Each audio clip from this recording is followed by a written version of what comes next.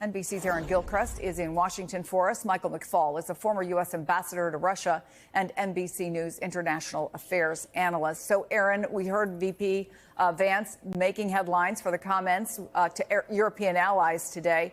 He also said there is another threat, not Russia, that they should focus on. Tell us more about all this.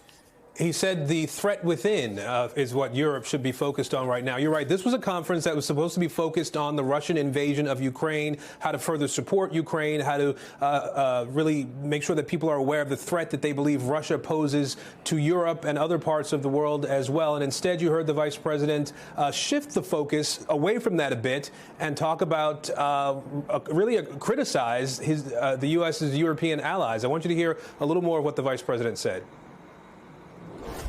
While the Trump administration is very concerned with European security and believes that we can come to a reasonable settlement between Russia and Ukraine, and we also believe that it's important in the coming years for Europe to step up in a big way to provide for its own defense, the threat that I worry the most about vis-a-vis Europe is not Russia, it's not China, it's not any other external actor.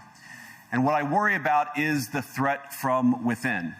The retreat of Europe from some of its most fundamental values, values shared with the United States of America. Now, we understand from reports in the room that the reception of those comments was icy at best. There were members of the German delegation who were hosting this event. The Minister of Defense there, as a matter of fact, denounced those comments. There were members of the U.S. delegation that did the same. And then, of course, Chris, you pointed out the fact that after that speech, there was this meeting with the Ukrainians between the Vice President, Ukrainian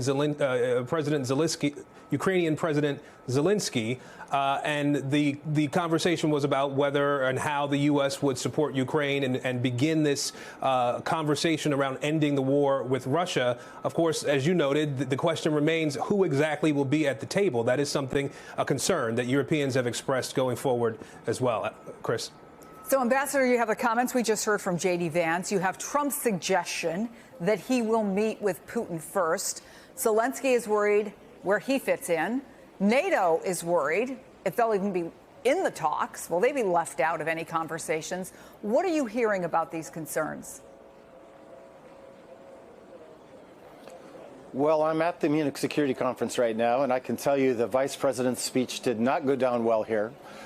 For him to claim that the biggest threat to Europe is within and their problems with democracy, when Russia has invaded a European country, nobody agreed with that analysis here at the Munich Security Conference.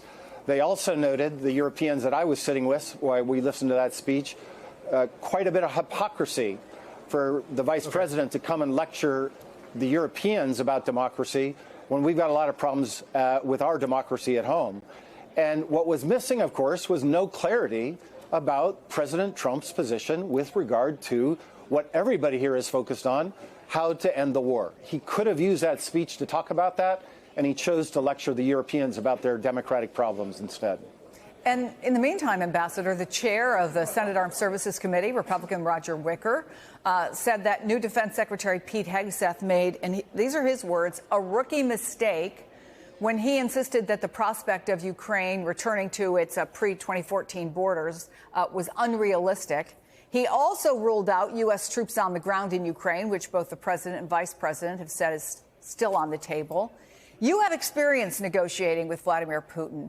Is there an advantage for him, 13 years as Russia's president, going up against a largely inexperienced U.S. foreign policy team?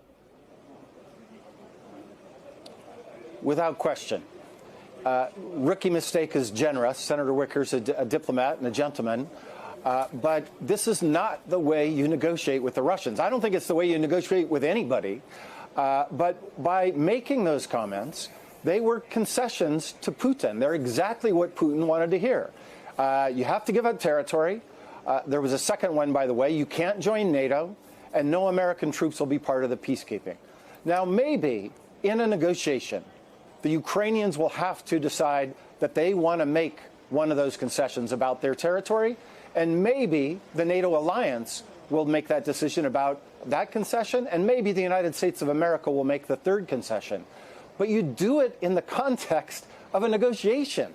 You don't give away everything before you've begun the negotiations. And I know, having experience with the Russians, you give them something, they put it in their pocket, and then they'll ask, what now are you going to give me in addition?